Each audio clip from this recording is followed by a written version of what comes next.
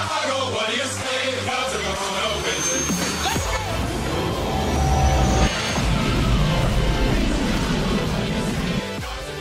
And I just got back from the theater. I have finally seen The Last Jedi. It is time to break down some of my reactions to this. Before I do anything, if you don't want to hear about and if you don't want to hear about please turn this off. There will be lots and lots and lots of spoilers. I just can't react to this without talking about them. So first and foremost, if you are joining me for the first time, welcome to my channel. I usually do videos about a Star Wars mobile game called Star Wars Galaxy of Heroes. And if you are watching this, it's probably because you are a Star Wars fan. And if you don't play this game yet, you definitely need to check it out. It's a great way to let your Star Wars nerddom hang out. So whatever the case is, this movie was awesome, guys. I am on cloud nine. We just got some really, really awesome Star Wars stuff, and man, I don't even know where to start. I had a little bit of time to take a few notes here, and I am just, I mean, leaving the theater, I just had this stupid grin on my face. There's just nothing better than being in this opening day theater with all these people who love Star Wars, and they're clapping at all the right moments. They're laughing at all the right moments. It was just awesome. This movie wasn't perfect, and so I do want to break down some negatives, some positives, and some questions. Oh, the questions that we have about this movie now. But before I do any of that, I want to kind of give you a little background on where I'm at on the Star Wars fan scale, because we all have different levels of fandom, and I know that there are some of you who I would like to call Star Wars encyclopedia fans, where you are the Wikipedia expert. You know everything there is to know about the lore. You know everything there is to know about KOTOR. You know everything about all the books and all of the expanded universe stuff. There's also Star Wars fans who are more casual. These are the fans that just go to Star Wars, they enjoy the movie, they move on with their day. I'm the emotional Star Wars fan, somewhere in between, where I love the movies. They hit all of the feels for me. I grew up on Star Wars. It makes me emotional. So I might cry a little bit when I see a new Star Wars movie. I love it. It's a big part of my life. But I'm not necessarily the Star Wars genius who's going to know, you know, the inches that Palpatine's lightsaber is, and exactly what his fighting style is, and all these things. I'm not that kind of Star Wars fan, but I am very, very invested. So without any further ado, let's get to some of the negatives, positives, and questions I have. And remember, spoilers coming your way. Negatives. So we're going to start with the negatives. Let's get these out of the way. First and foremost, what was Superman and Leia doing? The beginning of the movie was a bit slow, and that's another negative for me, kind of. And I wasn't really feeling Leia being out in the middle of space, kind of Superman style, and all of a sudden she's floating back and she's putting her hand on the window and all of that stuff. I thought that was just a little too cheesy for my liking. However, it was really cool to see Leia finally using the Force. We've always known that she's Force sensitive. We've seen it when she can connect, you know, through the Force to Luke in the first Star Wars movies, and of course in this movie we got to actually see her really using the Force in a more meaningful way. I also wasn't a big fan of this whole casino thing. That scene just felt more prequel-esque to me. Kind of the characters that we saw, and this whole this little guy putting coins into BB-8 just felt a little too tongue-in-cheek for my liking. Those are probably the negatives that I would call out in The Last Jedi. Now let's get to the positive. This is what I really want to talk about because I loved this movie. First and foremost, those space battles. Wow, the space battles were so cool. How about the First Order just pursuing the Resistance relentlessly for like 90% of that movie? That was amazing. And we're talking about things. This is something that my buddy Farth pointed out. Farth, if you're listening, thanks for talking to me about this while I was on my way home. During these space battles, we're having things where they're running out of fuel. They're running out of resources. It's kind of a new way that we're doing space battles here. It was just really, really satisfying and really cool. Poe's mutiny. That was really cool. Okay, so we think Poe's the good guy, and he is. Don't get me wrong. But it seems like he's doing the right thing, right? He's going against the chain of command because they need to save the Resistance, and his way is the only right way. His way wasn't the right way.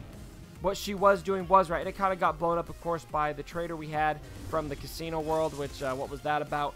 But it was really, really cool that that chain of command was still respected. It was unpredictable in that sense. And that comes to one of my biggest positives with The Last Jedi, and that is the unpredictability of it.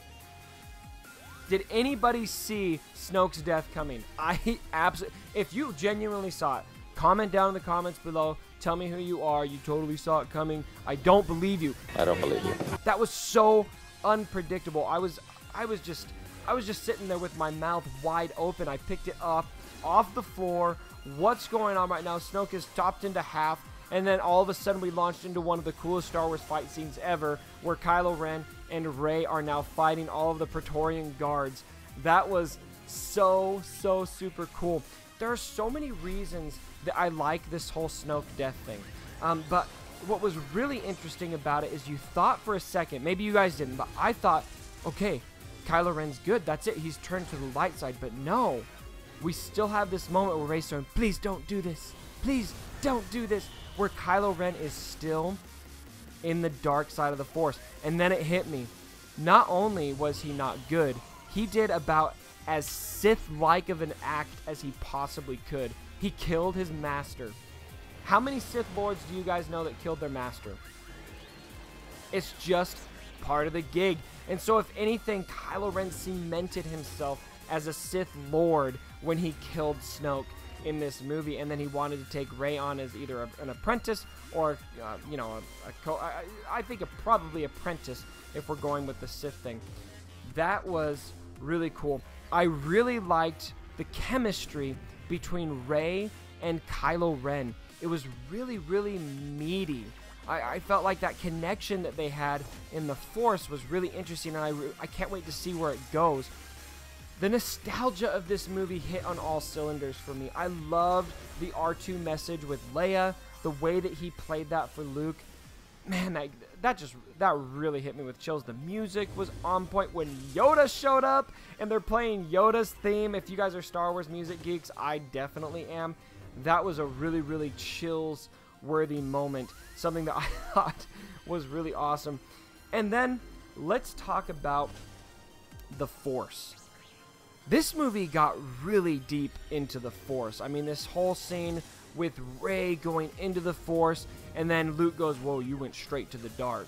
And then it's like he describes it as this tension between the light and the dark, and then Snoke is talking about how we've got Rey and Kylo, and how Kylo rising, he knew that there would be a light side equivalent that rose. It's like we're seeing these opposites, these polar opposites. And then also we're going to talk about how the Jedi want to own the Force. They want to own the light side of the Force. And Luke says, no, the Jedi don't own the Force. They were arrogant to think that they could own the Force. And then it all starts to make sense. There's light and dark, and light doesn't necessarily always mean Jedi. Dark then probably doesn't always necessarily mean Sith. So there was just so many more ways to think about the Force in this movie. And then to cap it off, this still is just blowing my mind. And for you big Star Wars geeks who know this stuff really, really well, please enlighten me. But I don't think we have ever seen anybody transport themselves in the Force to another planet, but they're not even really there. When Luke did that, when I realized Luke wasn't even there, he had transported himself there in the Force to confront Kylo Ren, to create that diversion. That completely blew my mind. I was just sitting in the theater like, whoa, what just happened? That was one of the coolest Star Wars moments I think I've ever seen. And then to see the way that it affected him, some questions I have, and I'll get into more specific questions here in a second, but did Kylo going through him with his blade actually affect him physically, or was it just the physical exertion of transporting himself in the Force all the way over to Crait to confront Kylo Ren? Obviously, he was very affected by it. You could see, and then at the end, he became one with the Force. But was he actually physically there? We saw it with Kylo Ren. When Kylo Ren touched Rey, he actually had rain on his hands. There was actually a physical connection through the Force. We haven't seen it that physical before. So I loved that this movie delved into the deeper areas of the Force. Something that we have never seen before on that level, and something that was extremely exciting to me. Alright guys, and rounding out my reaction to this video with a few questions. Who is Snoke? Are we ever going to find out who Snoke is? I mean, we had this question for 2 years, and then we're going to kill him right in the middle of the series. And by the way, that's a positive to me, because a lot of people thought Force Awakens was a lot like A New Hope. And if Snoke was going to be the Emperor equivalent, he isn't anymore, because he died halfway through the trilogy. Once again, I did not see that coming. Another question, who are Rey's parents really? Is she actually a nobody? That's something that was revealed in this movie when Kylo Ren said that Rey's parents were,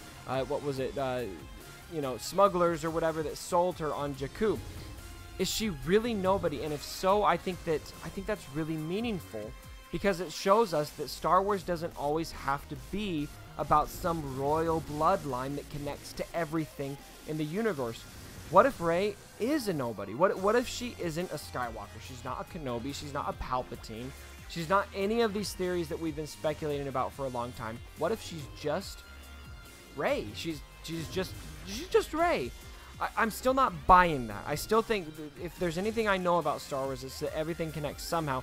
So I still have a feeling that might have been a smokescreen and there might be more to Rey still. But that said, I think it would be really cool if that ended up being the case. And we see this again at the end of the movie with this stable boy that I'll call him at the end, who is obviously using the Force to do his little daily chores on that planet there. Could that just be a symbol of, you know what? There are a lot of nobodies in the universe who could have a place in it. Maybe Rey wants to see her place in all of this. Maybe her place isn't defined. Maybe she doesn't have a destiny. Maybe she is just Rey. She is just Force sensitive. She has good motives, and she is going to still make a strong impact without having that royal lineage that we seem to always find in Star Wars. I thought this was one of the best Star Wars movies I've ever seen. I'm feeling really emotional about it right now because I thought it was just a really big step up from Force Awakens. When I left Rogue One, I was really happy about Rogue One. I was really happy about Force Awakens. But when I left the theater for The Last Jedi, I was like bouncing off the walls out of the theater because I thought it was so good.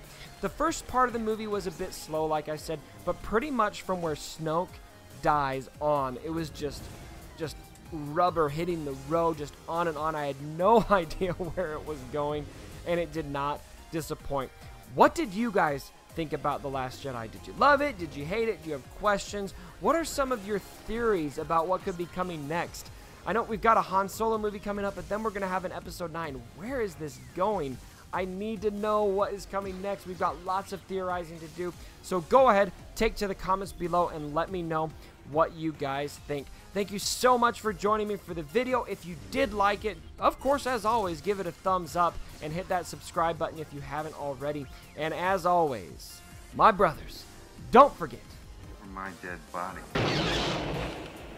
Sorry about the mess.